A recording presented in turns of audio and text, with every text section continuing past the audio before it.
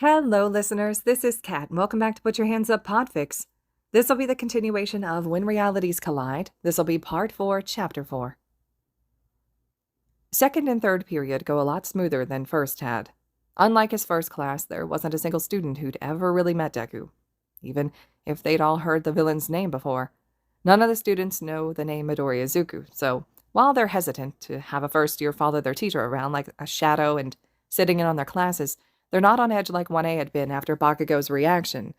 Not yet, at least. He's sure it'll come in due time, but with any luck, Midoriya would have managed to charm his way into the dynamic of the heroics courses enough that they don't instantly deem him a target when the news ultimately travels.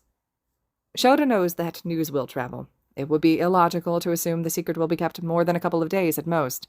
It's a big secret, and there are too many people who are aware of it to expect it to stay secret.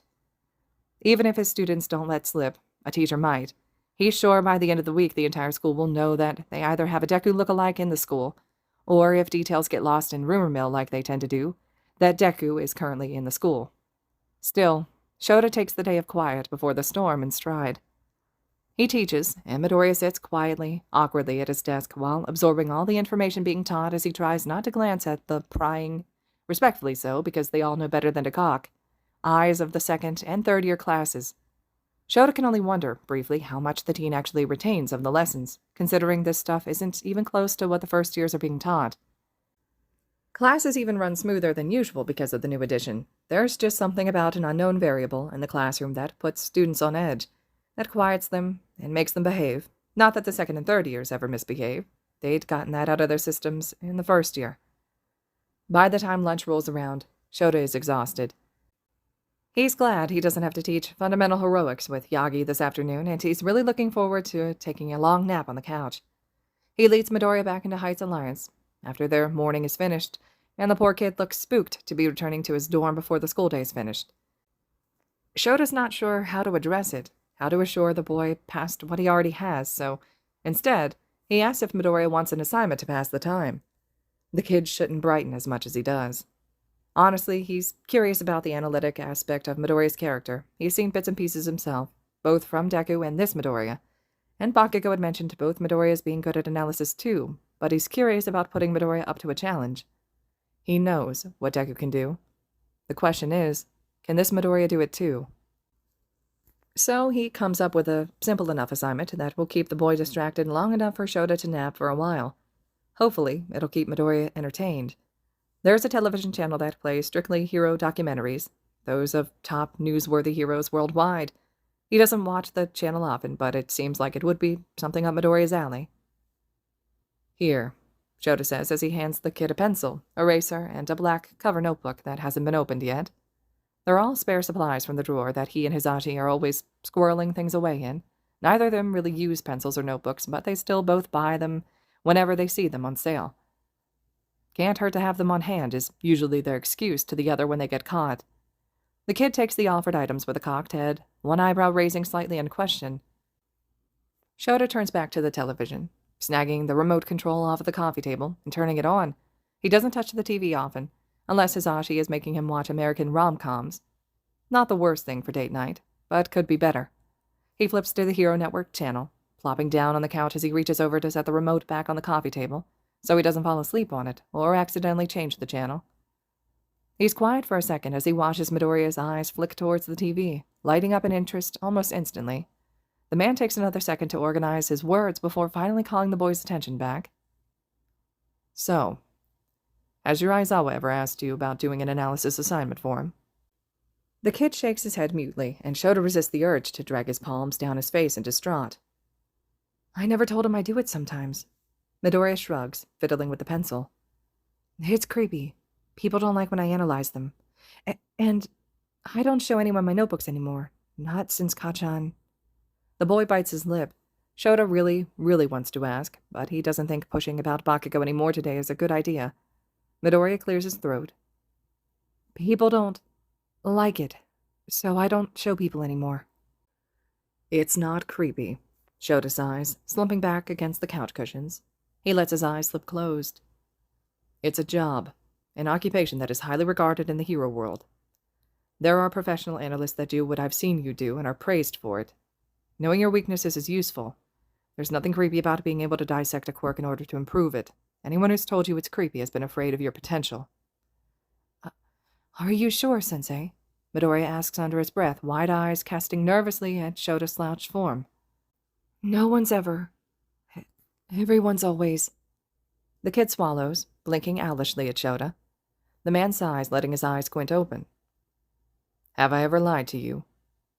The brat quirks his lips upward, in a tiny, almost teasing smile. Well, you did say someone was going to get expelled during the quirk apprehension test on the first day, and then you didn't. That doesn't count. Shota cuts him off with a huff, squinting at the kid. I did expel a kid.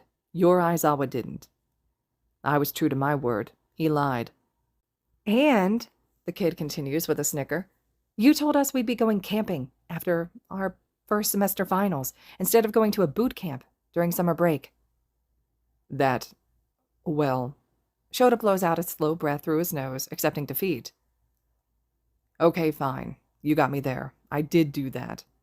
But it was a logical ruse, not a lie. Most of my students did well in their exams. Midoriya offers a little smile. My point, Shota huffed out, ignoring the smile, being that analysis is not creepy. It's useful, and a skill that many pro heroes would kill to have. It's useful, but it can be scary when in the wrong hands, especially when there's people like Deku running around. Midoriya grimaces at the mention of his doppelganger, but the look is gone before Shota can even try to say anything. He knows he can't just avoid talking about Deku with Midoriya. He needs to know and be aware. But that doesn't mean his heart doesn't crack when the boy folds in on himself at the mention. You want me to watch hero documentaries? And make notes, Shota reminds easily. I'm expecting you to put your all into this, so I can gauge where you stand with analysis, all right? He sees the kid worrying his bottom lip as he rolls the pencil between his fingers anxiously. His eyes flick to the screen, then back to the teacher. Are you sure? You won't think it's scary? Creepy? I won't, Shota promises. It's good practice, and I wasn't kidding when I said analysis and observational skills are useful as a hero. There will be lessons in analysis later in the school year, assuming both your Aizawa and I follow roughly the same curriculum plan. He pauses, letting his words settle before glancing back over at the thoughtful-looking teenager. Despite being able to disassemble your opponent's quirk and fight style mid-fight is a skill, it gives you an advantage, and it really is a beneficial talent when used appropriately. The teen looks back towards the TV again, a close-up of All Might's grinning face. He looks back towards Shota, almost suspiciously. This really doesn't feel like something Aizawa-sensei would assign. I'm tired, Shota shrugs, then promptly turns the shrug into a tired stretch. And curious about your capability. From what I've seen so far, just from quick verbal analysis that you haven't given more than a couple moments thought about, you're talented. Plus, this isn't a class, Midoriya. This is an activity that wasn't assigned, it was offered. You don't have to do it if you don't want. You're welcome to choose something else to watch if you'd like. I like this channel, the boy offers quietly after a long second, and Shota doesn't doubt it. He's already determined Midoriya was a hero fanboy. I just watch and analyze. That doesn't seem like much of a challenge. I used to do this all the time, Sensei. Perfect. Shota lets the corner of his lips curl upwards faintly.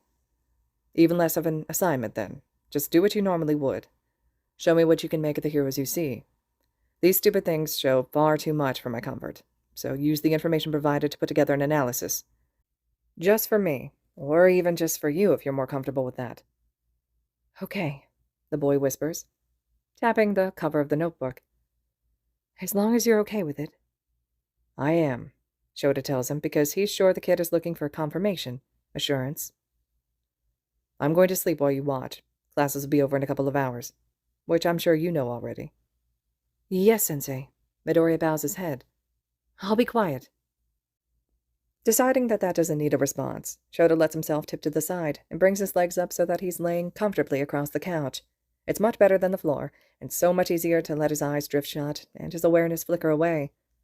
He doesn't stir until he hears the apartment door open, and Hisashi's quiet voice greeting Midoriya kindly. The television is still mumbling about heroes, now focused on Gang Orca. He doesn't open his eyes as he listens to Midoriya return, the greeting albeit a bit stuttered and nervous. He feels his husband loom over the back of the couch, but takes great care in not moving an inch, even when Hisashi's hand brushes back his bangs. He can't tell if his husband knows he's awake or not. Either way, the blonde-haired man casually invites Midoriya into the kitchen for a snack, and it's at that point that Shota realizes he forgot to feed the kid lunch. Shit. Lunch isn't something he generally does. He's busy, usually, with cafeteria lunch duty, rotation, and if not that, he's working on lesson plans, marking, or doing one-on-one extra help with the students. If he's lucky, sometimes he'll even manage to rest his eyes for a while. Eating isn't as high a priority to Shota as sleeping is. He listens to Midoriya standing, the teen trying to be as quiet as possible, and there's footsteps leading into the kitchen and the sounds of Hisashi rummaging around in the fridge. Shota suspects Hisashi will make onigiri for the snack, since it's quick and easy, and there's already everything he needs to make it in the apartment. Shota stretches out his arms and sits up, scratching at his hairline as he does so. He drags a hand down his face and palms at his eyes in an attempt to wake himself up. Hisashi's home, which means that the students are all returning to the dorms now as well. He did promise them he'd answer some of their questions about Midoriya, so he should probably do that before they storm the apartment in a demand for answers. He wouldn't put it past them. He reaches for the remote to turn the television off, since no one is watching it, and pushes himself up. He pads quietly to the kitchen. He's not trying to be silent, announcing himself with quiet footfalls for Midoriya's sake. "How was your nap, Sho?" Hisashi asks with a kind smile, turning to look where Shota's watching from the doorway. Shota can see the tease glinting in his gaze when Hisashi cocks his head in his direction. Hisashi definitely knew he was awake. "Not long enough," Shota drawls. He takes a moment to take stock of the two people in the kitchen. Midoriya's up at the counter helping Hisashi. Not that he expected anything else, really.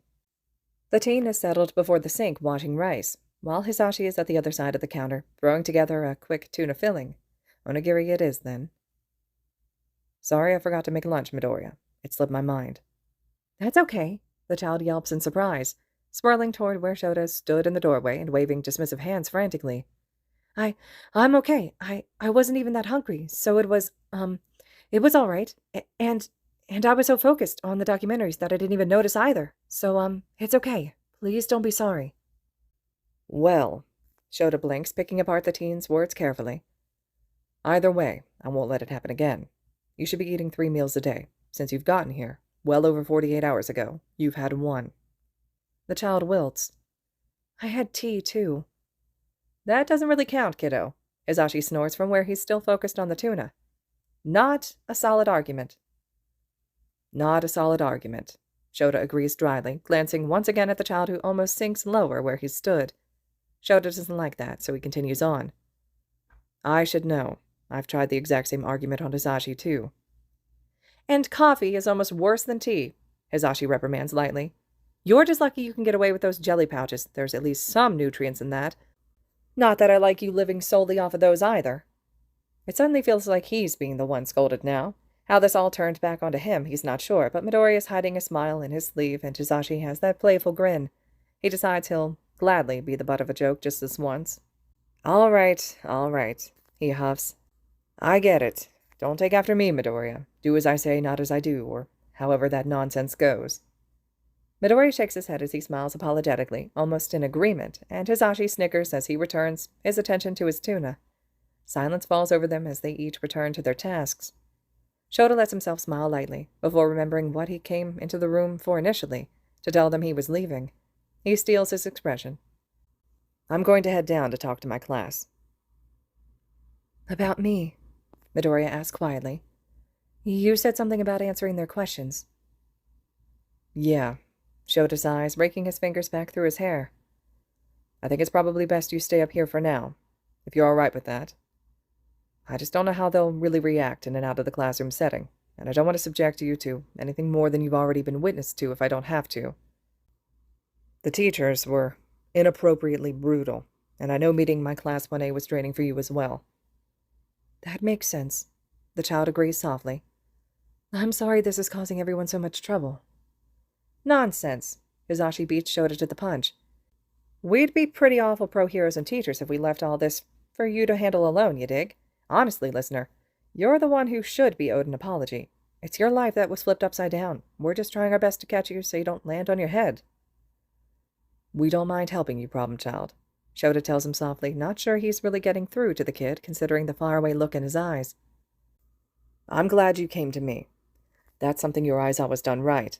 You obviously trust him enough to search him out when you need help. Out of the three of us, I think this ordeal has caused you the most trouble. This is a lot to take in. It's a lot to be all right with. Still, the boy ducks his head before turning back to glance down at the rice. I'm sorry for dragging everyone into this. Then the boy is turning fully towards the sink, staring down at the bowl of washed rice before he grabs it wordlessly and moves toward the rice cooker on the counter. He's quiet for a long second until... Even in a reality where you don't even know me, I'm still causing all sorts of problems for you. Hisashi shoots Shota a sad look before glancing at where Midoriya is bent over trying to read the worn buttons on the well-used appliance. Shota has a sick feeling again that this is a rooted problem making itself known. Midoriya doesn't seem to have much self-esteem, and the concept of people helping him, wanting to make sure he's okay, shouldn't be such a foreign concept to him. Besides, from what he's gathered so far, Midoriya has seemed to be part of a lot of unfortunate events. The entrance exam and the sports festival, heavily injured during both, the USJ. He talked about a fight with the hero killer, Stain, the training camp incident, and a supposed rescue mission for Bakugo when he'd been kidnapped. He mentioned being targeted in a mall by Shigaraki where he thought he was going to die, not to mention the fight after the provisional licensing exam, the one with Bakugo. There was no argument that Midoriya was probably a student on his reality's Aizawa's radar, but that didn't mean he was causing problems. Shota suspects they just seem to target him like something has taken some sort of sick interest in Midoriya, specifically in his reality. The only incident that sounds, as far as Shota's heard, like it could have been resulted by Midoriya was maybe the fight he'd had with Bakugo, but then again, it's Bakugo. He'd definitely have a hand in that. I doubt it's you causing problems, Midoriya, Shota tells him cautiously, studying the way the teen's shoulders tense and his back goes rigid. Dealing with and causing a problem are two different things. You can't blame yourself for being hit by a quirk during patrol. We've all been there. We still slip up sometimes and have to deal with quirk effects. He's right, listener, Hisashi chimes in softly. Just recently, I was hit by a quirk that took away my ability to make any sounds at all. I couldn't talk or anything. It was like my voice box was just gone. It was blissfully silent, Shota teases dryly, taking pleasure in the squawk his husband lets out, and mock offense, in truth, which Hisashi is aware of. Shota had greatly missed his husband's voice for those 3 days he'd been silent. You're rude, Hisashi waggles an accusing finger. Listen up, listener, because Sho's being a meanie. I'll tell you about the last time he got hit with a wayward quirk. Please don't. Shota narrows his eyes in warning, but Hisashi just grins.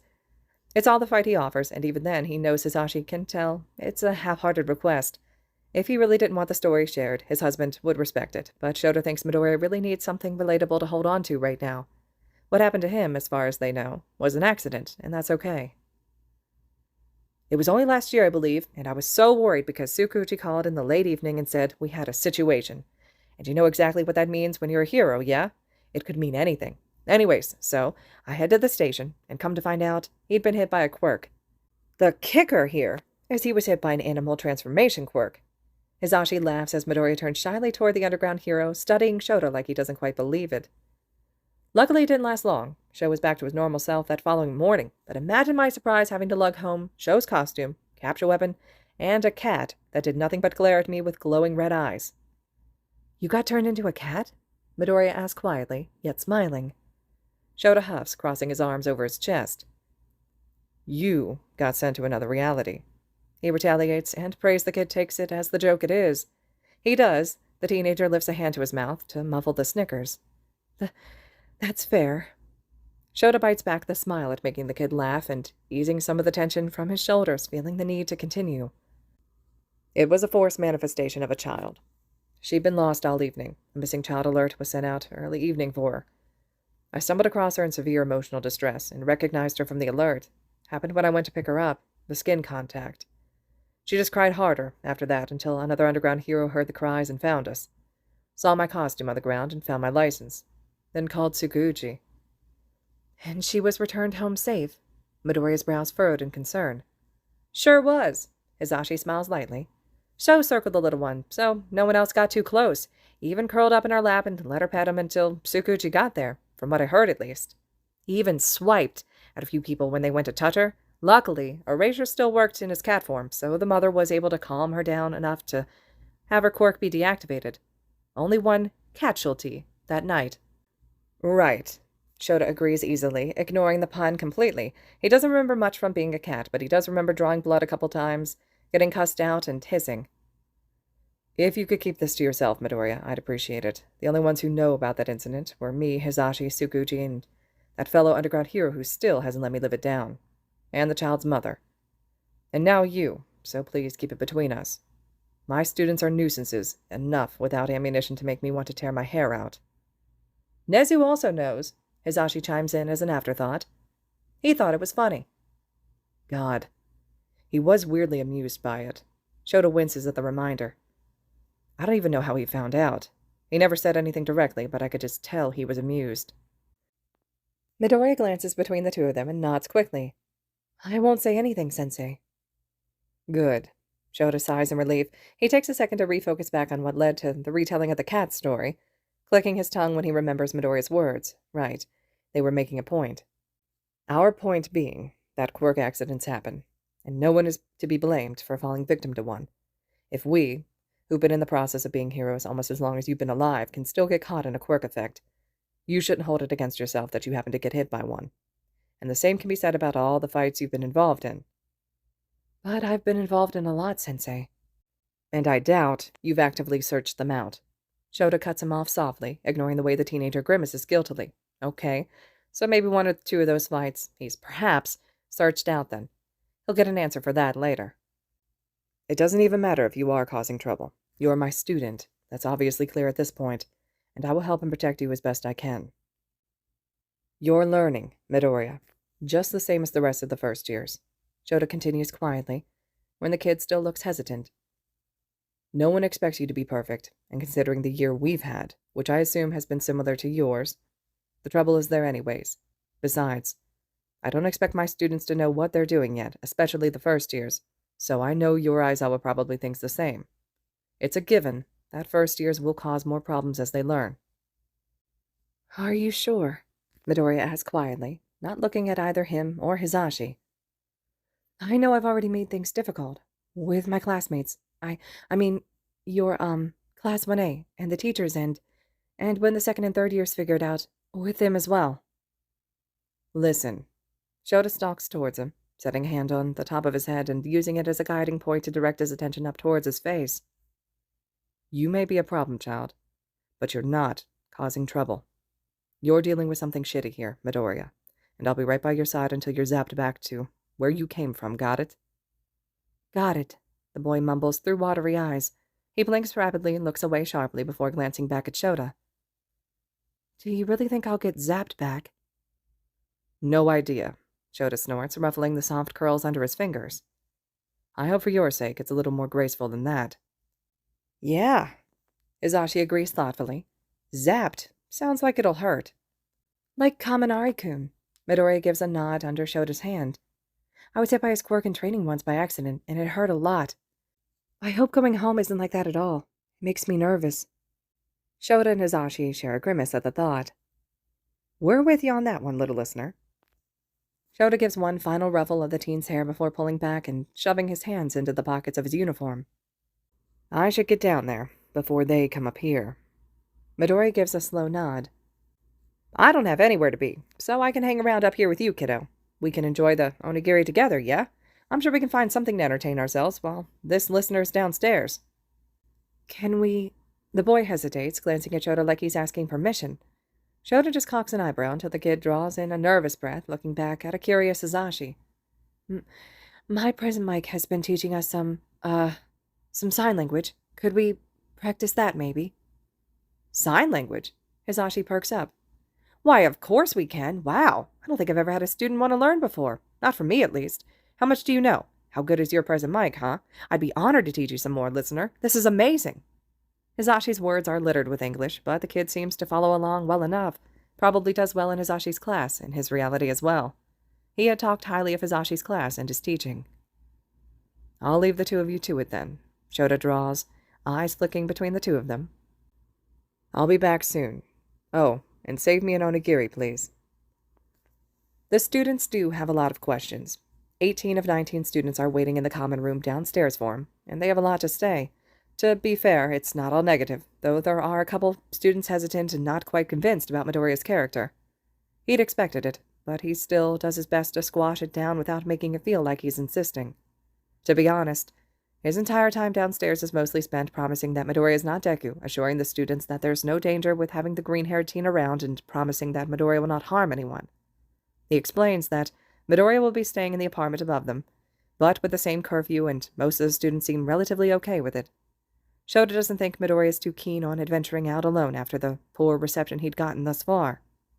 Ida, Yayorozu, Kota, Tokiyami, Uraraka, and Asui seem to be the most concerned about Deku staying in the same building as them, though a couple others look uncertain. Truthfully, more students than not look interested in Midoriya's presence, and Shota can see why. The whole alternate reality thing, where Midoriya knows them all, is pretty interesting. Little bits of information no one could know unless they were present, being spoken by someone you've only known for a couple of hours, is fascinating. Then there's the fact that Midoriya has stories of them all that probably never even happened here. Shota hasn't gotten to delve very far into that, but he's just as curious to know too. He can't say he's liked most of what he's heard, strictly from a teacher's standpoint, where his double is the boy's teacher, but it is all interesting. He's down with his students for about a half an hour. They ask their questions, and when they're sated with his answers, they disappear to their dorms. Towards the end of that half an hour, Shota calls it a night. He's given as much information as he's willing to provide, and if they're still hesitant about Midoriya, that's fine. So long as no one does anything rash, they won't have any problems. He barely makes it into the apartment upstairs, taking exactly one bite of the saved onigiri as Midoriya and Hisashi chatter back and forth through sign language. A knock comes to the door. Shota pauses as Midoriya tenses. Hisashi only reacts after the two of them do, and a quick study of him answers that at some point he'd taken his hearing aids out. He's already comfortable enough around the green-haired teen for that, and it's a bit surprising. "I'll get it," Shota tells Midoriya, signing a quick repeat to Hisashi, who's watching curiously. He leaves his food at the counter and steps into the Genkin to answer the door. He's not expecting to see Todoroki of all of his students. "Todoroki," Shota greets tiredly. "Didn't I just see you downstairs?" "Sensei," the boy bows half-heartedly. "I apologize for the interruption, but can I meet Midoriya? Properly this time." That's surprising. Shota steals his expression, shifting his weight so he's leaned against the doorframe, and the dual-haired teenager can't see inside, not that Todoroki is attempting to peer around him at all. "Why the sudden interest?" Midoriya mentioned that Todoroki Shota in his reality uses his fireside, and has since the sports festival. The boy explains without any hesitation. "I want to know why. If ourselves from his reality are so much like us, why does that Shota use his fireside, but I don't?" It's a solid request. Todoroki has yet to use his fireside once. Shota hasn't even seen what the boy was capable of. Frankly, Shota wasn't even sure the teen still knew how to use his fireside, with how fast he shot down the idea whenever it was suggested. Shota isn't exactly sure why Todoroki refuses, but he's almost positive it has something to do with endeavor. Shota isn't willing to force a student to do something they don't want to, aren't comfortable doing, so he'd let up on trying to convince the boy to use both sides of his quirk, and they'd put more effort into honing his eyes side. If he wasn't going to work with both, he should at least be a master of one. "Any plans to harm him?" Shota asks dryly, already knowing it's a no. Still, if any of his students were to admit a secret plan of murder when asked, it would be Todoroki. "No." The boy furrows his brow in confusion. "Should there be a plan to harm him? I thought Midoriya wasn't a threat." "He isn't." Shota shakes his head. "And there shouldn't. It was a precautionary question. He's under my and the school's protection. I don't mind, so long as Midoriya's okay with it. Just like I won't force any of you to socialize with him, I also won't force him into anything either." "That's fair." Todoroki nods. He stands patiently, like he's waiting for Shota to go fetch Midoriya for him, but all Shota needs to do is sidestep, so the kitchen doorway, where Midoriya is hovering, becomes visible. The green-haired child yelps as dual-colored eyes land on him. "Todoroki-kun," Midoriya greets shyly. You wanted to talk with me?" "I do." The boy nods. He glances quickly at Shota. "Preferably alone, if you're all right with that." Shota cocks an eyebrow. "Why's that?" Blue and gray eyes settle back on Shota. I think Midoriya may know personal information about me and my family that I don't want to share yet. He said his Todoroki Shota uses his fire side, but I don't. Sorry, Sensei. I just feel more comfortable. I don't mind, Aizawa-sensei. Midoriya shuffles closer, still hesitating a step or so behind Shota. Todoroki-kun and I are really good friends in my reality, and I do know some stuff. I trust Todoroki-kun. If you're sure. Shota shrugs. He angles his gaze back to Todoroki, who's still waiting patiently. I'm trusting you. If anything happens to Midoriya, you're who I'm coming for. Keep him safe. Now, Midoriya, I assume you know curfew just as well as the students. Don't miss it. I do, and I won't, Midoriya tells him honestly. I understand, Sensei. Todoroki nods. Come on, Midoriya-kun. We can talk in my dorm room so none of my peers bother us. Okay, Midoriya agrees cautiously. Maybe the teachers had done more damage in their reactions than Shota had thought. The green-haired teen settles for a long second at Shota's side before finally slipping out the door and following Todoroki down the stairs.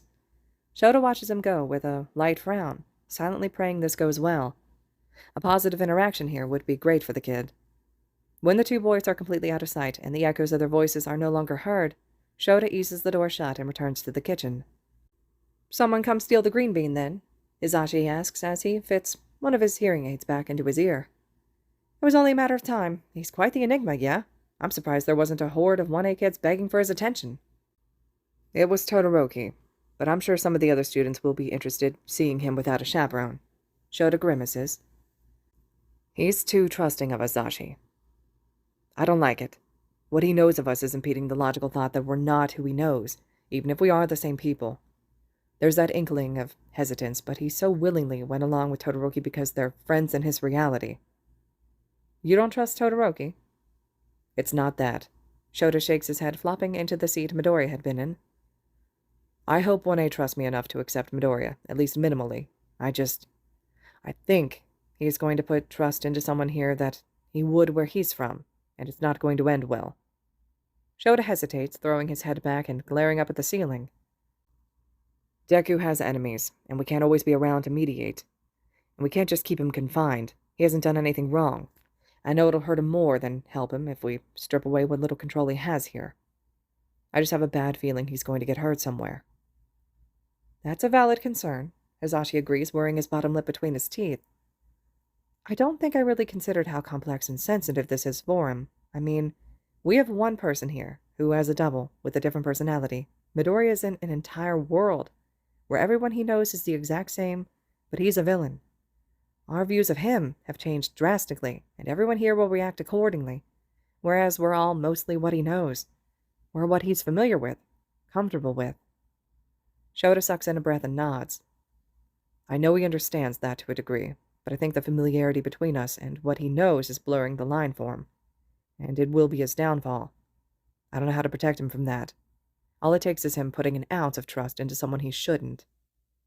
Don't forget he's a smart kid, Hisashi reminds lightly. We should give him at least a little credit here. He's seen the teachers react poorly, and 1A was suspicious as well. He's hesitant.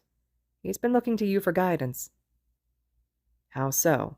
Shota lets his eyes fall onto his husband. Hisashi smiles softly. Before you left to talk to your kiddos earlier, when he wanted to ask me something, he looked to you first. And when he went to answer the door just now, he followed but stayed out of sight. He's letting you buffer for him. I don't think he would have hung around if you showed any uncertainty about Todoroki's intent. Shota hadn't noticed that. He thought Midoriya was just nervous around Hisashi still, and he'd known the kid was behind him when he answered the door. Underground hero work has heightened his spatial awareness, but he hadn't realized Midoriya was waiting for an all-clear from him. Huh. Hisashi snorts a laugh. You're so oblivious sometimes it hurts, darling. I think he's put most of his trust into the right person, and he knows it. He does trust you, Sho, and he should. Maybe his Aizawa isn't as bad as you seem to think. No, I'm pretty sure he is. Shota cuts him off dryly. I know I don't know the details here, but I can only give so much leeway when it comes to the students' safety. That kid should not have as many scars as he does. Surgery, Zashi. The kid said he fought in the sports festival until he needed surgery to fix the damage. Our alternate selves let that happen. You know, it's illogical to judge someone when you don't know the details, Hisashi teases. It's a self-assessment. Shota drawls back with a light smile, and technically it is. Nothing wrong with that. I'd want to know if I was being an idiot. And who better to tell me than myself? Nuh-uh, Hisashi laughs. That's not how it works. But if that's the way you want to go, I say you're being too hard on yourself. Midoriya talks highly of you, or the you from his reality. Take that in stride. How can I do that when I see everything he's doing wrong with the poor kid? Shota asks seriously, to which Hisashi wrinkles his nose. Look, all I'm saying is that the me over there could do with a bit of a report card from his unimpressed alternate reality self. Self-assessment. Logical. You're something else, Hisashi snorts, toeing Shota's foot in a half-hearted game of footsies. If you're that insistent, I'm sure you could write a letter or something. Sign it from yourself so the other you knows it's you, or, him writing it. You'd probably have the same signature. Hard to forge your chicken scratch cursive. The kid came through with his ID card, right? Just have him carry it on his person in case he poofs home. I could try, Shota agrees lightly. It's worth a shot if it'll give you some peace of mind, Hisashi tells him quietly. I know how you get when it involves your kids. I'm sure the listener wouldn't mind carrying it around for a while. Just fold it up small enough, and we can get the kid a wallet or something to keep his ID card and the letter safe in. He should probably be carrying ID card around anyways, just in case he does disappear into thin air or something. Shota gives a nod, finally letting his attention drop from Hisashi's face to the tabletop. His brow furrows when he sees a very familiar black notebook. He sets a hand on the cover, but doesn't open it. Oh! Hisashi laughs when he notices what has his husband's attention. The kiddo said it was yours, and that he was just borrowing it, so he brought it in here for you after we ate. I don't remember you ever using a notebook past graduation, but I didn't question it. He was insistent, yet oddly protective of it. I promised I wouldn't touch it, and make sure you got it. You're right, I haven't. Shota shrugs, taking Hisashi's word for it and flipping the book open. He's instantly surprised by the bulk of the analysis. The kid had maybe 3 hours, and he'd filled almost half of the notebook with small yet neat handwriting, and it looks good. Thought out and in depth. Scarily professional grade, considering the kid had assured his analysis was nothing but a hobby. He hadn't yet had any formal training, not even an analysis course at UA yet, if their curriculums line up. It's no wonder Deku had taken the world by storm, if he was capable of analysis like this. What is it? Hisashi asks, leaning over the table to get a peek. He freezes after reading the first couple words, plopping back into his chair with wide eyes. Oh. And they don't even know he can do this, Shota groans, flipping the book shut, knowing very well that he'll be hunched over it later that evening. They're damn lucky that kid took the route of a hero instead of turning out like Deku where he's from, or they'd be just as screwed as we are. Izuku sticks close to Todoroki as the dual-haired teen leads them through the familiar dorm building. The halls are quiet, and Izuku doesn't see any of the 1A students. That could be because they're taking the stairs instead of the elevator, which would get out right by the common area, where Izuku's sure most of the students are decompressing from the school day, whether gathered around the television or cooking together in the kitchen. Does your school have dorms implemented? Izuku startles from his observations of the halls that haven't changed at all from reality to reality, blinking wide-eyed at Todoroki. What? Your UA high school, Todoroki repeats, head cocked in question. Does your school also have dorms? We didn't until a very recent villain attack. It's the first year for them. Oh, Izuku nods slowly. We moved into our dorms just after the boot camp where the villains attacked. That happened here as well, didn't it? I think that's something that didn't change. I don't really know exactly what's changed, but as far as I know, most of what happened to you happened to us as well, just... Izuku bites his lip. Things have changed. Outcomes and stuff. I see. Todoroki nods. They arrive at the floor Todoroki's dorm is on, and the younger boy pauses right out of the stairwell. Izuku follows suit, after a couple more steps, turning to look at him with a confusion-cocked eyebrow. Which dorm is your Todoroki Shoto's, Midoriya? Izuku blinks once, then twice. He opens his mouth to answer, but snaps it shut when he realizes he doesn't know really how to respond. He hadn't expected to be put on the spot like this, but he probably should have. He blinks again, but Todoroki's just waiting patiently at the opening of the stairwell. Okay, Izuku paces forwards until he stood in front of his Todoroki's dorm room. This one is yours, in my reality. Do you know my neighbors? Thrown for another loop, Izuku blinks again. He scratches nervously at the back of his neck. Well, My room would be on your right, or it is in my reality at least, and if it's the same, Kirishima on the left.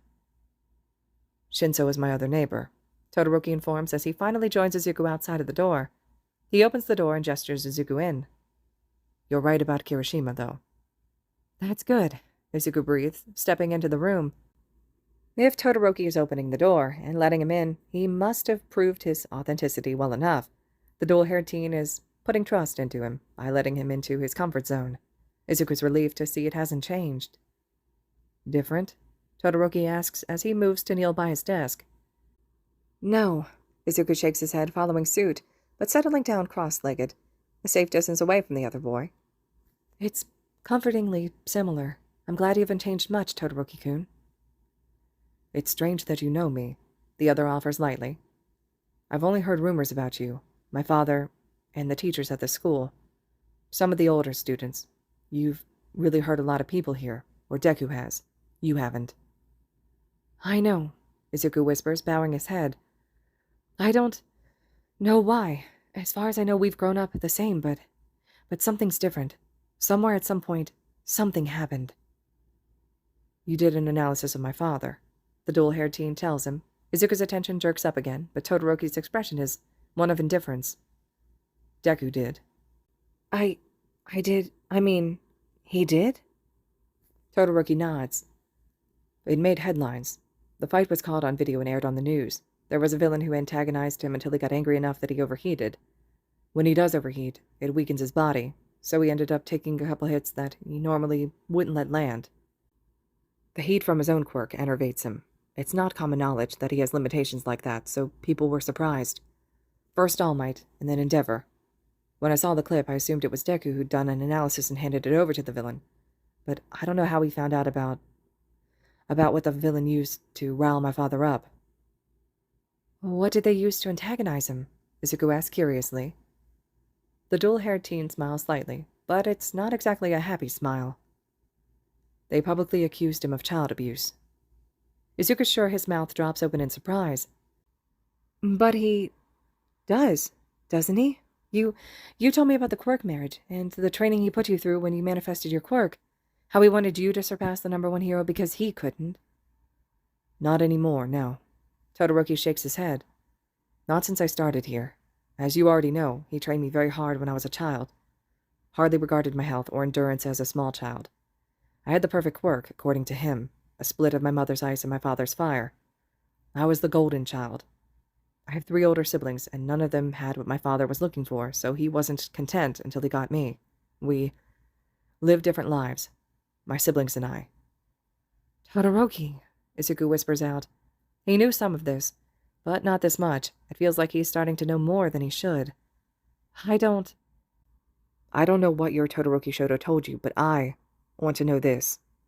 Todoroki shakes his head. I don't know how you managed to convince your Todoroki Shota to use his fire side, but I promised myself I would never rely on him, on any part of him. I'm strong without his quirk. My ice is enough. So why did your Shota forget his promise? He didn't forget, Izuku hurries to tell the other, reading the distress in Todoroki's eyes. When we fought, you used your ice. I broke almost all my fingers and my arm trying to counter your ice. You are so strong without your fire, Todoroki-kun. But just like your father, you also have limitations. Todoroki's brow furrows, and he sits back between his knees. What do you mean?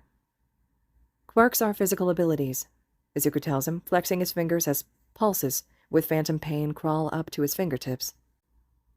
He remembers the feeling of his broken fingers, of using broken fingers to defend attacks. He'd been desperate. There's a limit to the cold your body can take, just like Endeavor's body has limitations to the heat it can withstand. All quirks have limitations, Todoroki reminds stiffly, nose wrinkling. Are you comparing me to my father? No, Izuku yelps, waving his hands in frantic dismissal. Of course not. You're right. All quirks have limitations. Elemental quirks, like ice and fire, will affect your body in less than ideal ways. You probably noticed before, when frost forms on your right side because your ice is freezing your skin. Yes. Todoroki gives a slow nod. That does happen. I'd rather ice than fire. Burns, the boy snarls the word out. Hurt more than frost does. I've never used my eyes to the point it hurt me. Just because my skin frosts when I overuse my eyes doesn't mean I'm anything like my father when he overuses his fire. You're not, Izuku agrees hurriedly. Your ice is powerful, but there is that limitation. Overusing your ice slows you down physically, and I can only assume it does just as much internally. You've got something a lot of us don't. The power to choose, and a temperature reset. What? Izuku lets himself smile. You have the freedom to choose what will work best, ice or fire. Sometimes even both at once. Not to mention using both will regulate your temperature. If you're too hot, cool yourself off. Or if you're too cold, use some heat. I won't rely on his quirk. But it's not his quirk, Todoroki-kun, it's yours. Mismatched eyes blink owlishly at Izuku, and he shifts almost uncertainly at the attention. In this course, Izuku bites his lip, wondering what Todoroki will take from his words. We're all giving it our all. My Class 1A and your Class 1A. We're all fighting to be heroes. We're all working hard and pushing limits. That day, during the festival, you were insistent you beat me with just your ice. You wanted to prove you didn't need your father's quirk. I don't need my father's quirk. And I get it, Todoroki-kun. Izuku continues on like Todoroki hadn't interrupted. I do. I spoke with your father before our match. He sort of cornered me, I guess. And, well, All Might is sort of like my mentor over in my world, so Endeavor wanted you to beat me. It was some weird goal of him beating All Might through you beating me, I think. The point is, Endeavor wasn't, particularly nice. He's not, Todoroki agrees with a small smile. Did I beat you? You did, Izuku laughs, shrugging his shoulders in a what-can-you-do gesture. He gives another lighter laugh to express there's no hard feelings before sobering enough to look the other in the eyes. But not with just your ice. I was a bull-headed opponent. Even with broken bones, I couldn't just give in. We fought hard. You really tried to beat me with just your ice. What did you say to me? Todoroki asks interestedly, leaning towards Izuku. He blinks and wrinkles his nose in thought before adding. To your Todoroki, I mean, during the festival. What convinced him? You're trying to win with half of your strength, Izuku breathes out, actually telling this Todoroki instead of just repeating what he'd said to his own back then. Still, he tries not to wince and hopes the other will consider his words. We're all trying to access all of our strength. We want to reach our full potential, and we want to get better.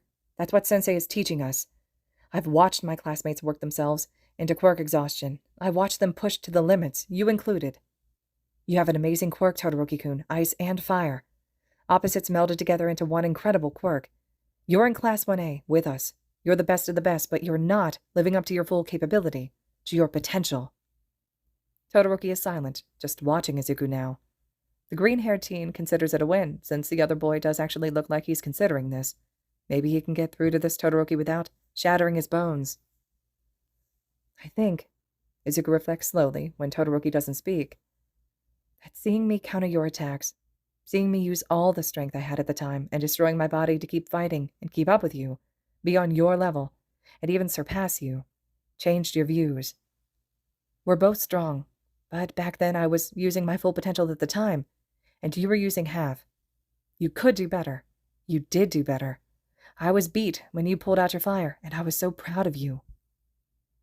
It sounds like you were helping me. Todoroki looks up, surprise in his eyes. This wasn't just a fight. You could have won by the sound of it. You were baiting me into using my fire, and you knew I'd win if you succeeded. Why? It's your quirk, Todoroki-kun, not his. Izuku's fists clench in his lap as emotion colors his tone. You're an amazing hero, and you've done that using just your ice. But your fire side isn't his. It's yours. It's a part of you, just as much as your ice side is. I've seen how strong you are, how powerful you are. Midoriya. Todoroki's own hands tighten into fists on his thighs. I don't. Izuku cuts him off with a soft, crooked smile. You're already so strong, but isn't the point of this class to be better? To push to the limits and go plus ultra? You'll be a good hero, but can you really be the number one hero when you're only giving 50%, where everyone else is giving 100? Todoroki's jaw snaps shut, and he looks away almost guiltily. He doesn't answer. Izuku is content to just let his friend think. It's not like he and Todoroki have never sat in companionable silence before. Todoroki isn't a man of many words, and Izuku doesn't always fill the silence. They sit across from each other for a while. Todoroki's gaze is narrowed on Izuku, but not maliciously or anything, just watching and thinking, studying him. Maybe even trying to validate his sincerity about what he's said, or picture the two of them toss each other around the arena. Izuku really wishes he had a video of the fight he could show to Todoroki. It would probably help. It's a knock on the door that finally disturbs the serenity of the room. Izuku jumps, but Todoroki just draws his attention to the door. Yes? Todoroki-kun. Izuku stiffens at Ida's voice through the door. Curfew is approaching. We've all showered, so the boys' communal showers are free if you wanted to take one. Todoroki stands from his kneel, stepping swiftly to the door, where he pulls it open. Okay. Izuku sees Ida nod, before the class president, Izuku assumes at least, catches his eyes. Ida blinks in surprise as Izuku shuffles awkwardly. I didn't realize you had company. Good evening, Midoriya. Unfortunately, Midoriya should be returning back upstairs to Sensei. Todoroki narrows his eyes at Ida, scanning him up and down. I know. I'll walk him back up. You'll miss your chance to shower before curfew, Ida reminds. I will walk our guest back up. I'm the class president, so I should ensure that Sensei's personal student be returned on time and safely. I'm not a dog, guys. Izuku huffs, already shifting to his feet. I live in this building too, where I'm from. I can find my way up to the teacher's apartment. Of course, Ida responds instantly, almost sheepishly. We didn't mean anything by it, just our peers aren't entirely comfortable with your presence yet. It's a security measure that I'm sure Aizawa-sensei would appreciate. You're not a dog, Todoroki agrees, but I told Sensei I'd stay with you. I really don't mind walking you up, Midoriya, Ida tells him. It's my responsibility as class president to ensure everyone is following the rules. That includes curfew, and I'd like to ask you something if you don't mind. And this is the ideal course of action, considering the window for evening showers is closing. Izuku cocks his head, looking between Todoroki and Ida. I guess I don't mind then. I'll see you tomorrow then, Todoroki-kun. Have a good night. Thank you. The dull-haired boy bows his head. You have a good night also, Midoriya. Thank you for coming to talk with me. I'll think about what you said. Izuku smiles warmly, offering the dull-haired teen a quick wave as he follows Ida out the door and down the hallway. The taller boy is quiet as they walk. Izuku fidgets at Ida's side, unsure of the other's own thoughts about him. He hadn't seemed particularly fond of the idea Izuku was there during class that morning, but he was being respectful and hospitable. Izuku clears his throat, drawing in the taller boy's attention. What did you want to talk about? In class today, the boy breathes as Izuku pulls the stairwell door open, allowing Ida in first. You said that Todoroki, you and I fought someone together in your world, but you cut yourself off. I was wondering, actually, never mind, forget it. Stain? Izuku asked quietly, adding nothing more. A rock settles in his stomach. Ida had fought Stain, hadn't he? Alone. If Izuku wasn't there, then Todoroki probably wouldn't have shown up. Or maybe he's wrong, and Ida's asking about something else. Maybe he didn't fight Stain. I thought so, Ida grimaces. The way you cut yourself off, like you couldn't say anything. The only confidential thing I could think of would have been the hero killer incident, but I didn't know if it would be a fixed incident from reality to reality. It is, Izuku tells him slowly, biting hard at his bottom lip. A lot of what happened to you guys are fixed events in time, from reality to reality, and I think if there were other realities similar, it probably happens in those as well. I see, Ida hums thoughtfully. That's unfortunate. We've had a hard time. Izuku nods. Yeah, he winces. Us too. They trek up a couple stairs. Silence settled between them.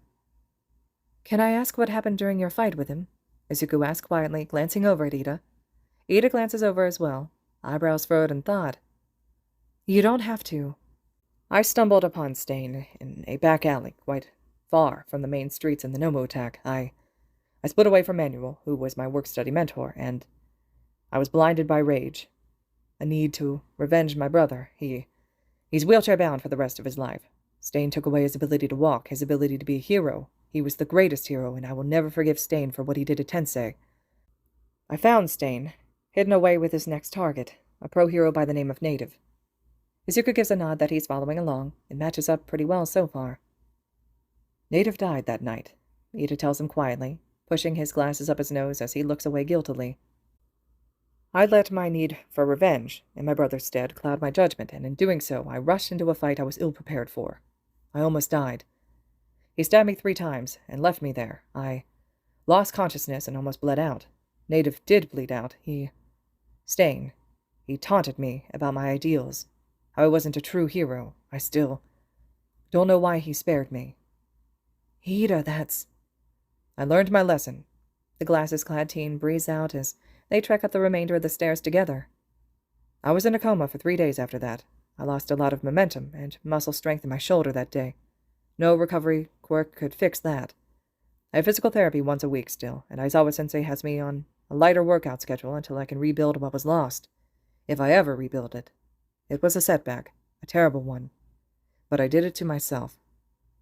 The blue-haired boy shakes his head like he's shaking off his thoughts.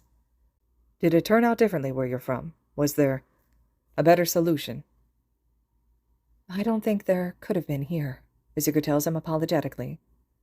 I was also in Hosu that night, and I knew you were off. We'd been friends since the start of the school year, but I didn't know what happened to your brother. I knew you were off, but I didn't know why. I found you after Stain had, right before he tried to kill Native. I had asked for help as soon as I found you. Todoroki-kun was the one who responded and arrived in to help us. It took all 3 of us to take him out, and that's with Todoroki using both his ice and fire. We all still got hurt, but everyone survived. I see. Ida nods slowly. You sound like a good classmate and friend, Midoriya-kun. I suppose we really could have used you here, too. They reach the top of the stairwell, right beside the doorway that leads to the apartment the teachers live in. Ida hesitates, and Izuku stills with him. Was he caught? Izuku finds himself asking, purely curious. It doesn't sound like the fight boded well for Ida, but Stain still could have been caught that night too. Ida survived. I mean, I mentioned the Stain incident at the station when we were still figuring out what happened to me, but no one really gave me an answer. Yes, he was. Ida hesitates as he pushes the door open. He went on to kill 6 more heroes, and gravely injured an additional 4 before he was caught by heroes. There was speculation that Deku was helping him, but Stain never confirmed or denied. Oh. Izuku swallows tightly. You didn't do it, Midoriya. Ida's brow is furrowed like he's been studying Izuku's face. The 2 of you are very different people. Deku may have helped Stain, but you haven't. That's not something you should be taking any blame for. You sound like you'll make a good hero when you return home. I wish you the best. Thank you, Ida-kun. Izuku manages a light smile, through the guilt pulling in his chest. You'll make a good one as well. I know my Ida realized he was fighting for the wrong reasons that night, so I hope you have as well. Spite and revenge will cloud your vision. We're heroes because we want to help people. You're very wise, Ida offers with a tiny smile. Thank you. I think I needed to hear that. I want to save people and be a good hero like my brother. I'll be a hero that he and you will be proud of. I know you will be. Izuku grins now, stepping through the held-open door with Ida following behind. If you're anything like my Ida, I'm already proud of you. You will make a great hero. You made a mistake, and you learned your lesson. Izuku pretends not to see the faint dusting of pink on Ida's cheeks at the praise. The taller teen marches forward to the door, lifting his hand to knock politely. Aizawa-sensei enters the door in no more than 3 seconds, leaning out and eyeing the 2 of them. He huffs out a breath and crossed his arms over his chest so he can glare down at them over his nose. That's not the student I entrusted your care to, Aizawa-sensei draws, leveling Ida a narrowed look. Izuku sputters out an offended entrusted, but the teacher doesn't even spare him a glance. His lips do faintly tilt upwards in amusement, though. What changed your mind about Midoriya? You didn't seem too trusting, Ida. Curiosity, sir, Ida answers easily. I was wrong. Midoriya is a well-rounded individual, and I would have liked to have had him in my class. I envy the world where he's one of the good guys, and we are classmates. I think I learned a lot from him in such a short period of time. All right, then. Shota sighs, landing a gentle hand on Izuku's shoulder and guiding him into the apartment. Thanks for walking him back, but you should be getting back to your room before curfew. I'll be doing my walkthrough in 10 minutes, so don't be late. Of course, sir. Ida bows his head respectfully. Have a good night, Sensei. And you as well, Midoriya-kun. I look forward to seeing you in class tomorrow. Thank you for our discussion. I very much appreciated it, and I will reflect on what you've told me." Aizawa-sensei shuts the door after watching Ida disappear in the direction of the stairs. He turns to the remaining teen behind him, blinking slowly. "What did you tell him?" Nothing much, Sensei. Just, I told him about staying where I'm from. Both Idas, they were both fueled with a need for revenge, and that's not what being a hero is about. I don't agree with Stain's method. No one should ever take another person's life, but I can't argue he doesn't have a point. There are a lot of heroes in the profession. For the money and glory. My Stain. He told me I was a true hero that night, right before he was arrested. Then that Nomu grabbed me, and he saved me. I've thought a lot about what he said, but I don't agree with his methods. Aizawa-sensei stares calculatingly, like he's trying to make sense of what Izuku just told him. He seems to give up, drawing in a deep attempt at a calming inhale. "We'll discuss that later," the man offers, ushering Izuku further into the apartment. "What about your talk with Todoroki?" Izuku shrugs at that, a frown on his lips. "I am not really sure. My Todoroki didn't accept his fireside until after we fought in the festival. I don't know if words alone will help him. It's a bit different where I'm from. All Might was still the #1 hero during the school sports festival, and I'm his protege. Endeavor considers Todoroki his protege as well, so he wanted Todoroki-kun to beat me, in a roundabout way of him beating All Might. That's how I managed to convince him that his fireside is a part of him, and not Endeavor. It's his quirk." "It is. He just needs to realize that." Aizawa-sensei huffs in agreement. "You seem to care a lot about your classmates." "I do." Izuku nods quickly, taking a second as they step into the kitchen to wave at Yamada-sensei when he spots him doing some more marking at the kitchen table. The man waves back with a grin, head cocked as he tries to lip read. "We've all been through so much, and if I can help them be better, get better, I want to. They're all my friends, and just because they don't know or like me here, doesn't mean I don't want the same for your Class 1A as I do for mine." Yamada-sensei makes a cooing noise, and Izuku just knows his cheeks light up in a fierce blush. He ducks his head, smiling sheepishly. Izuku sees Aizawa-sensei wave Yamada-sensei off out of the corner of his eye, and tries to wipe the dopey smile off his own face. "You're a good kid, Midoriya," Aizawa-sensei tells him lightly. "You remember that, all right? I don't know if your Aizawa ever tells you that, but you are. You'll be a good hero." "I'll try to remember that, Sensei. Thank you." The man nods. "Now, some of the teachers dropped off some clothes for you, pajamas and clothes that aren't uniforms for you to use for the time being. Midnight was especially apologetic when she came by. I'm still glad you were out. Don't feel like you need to accept their apologies, especially when they haven't properly apologized to you. Their behavior this morning was inappropriate and cruel." "They were scared," Izuku defends, though he knows his pulse spikes as fear crashes over him. "They scared you," Sensei corrects softly, his own expression softening like he can read the fear in Izuku's face and eyes.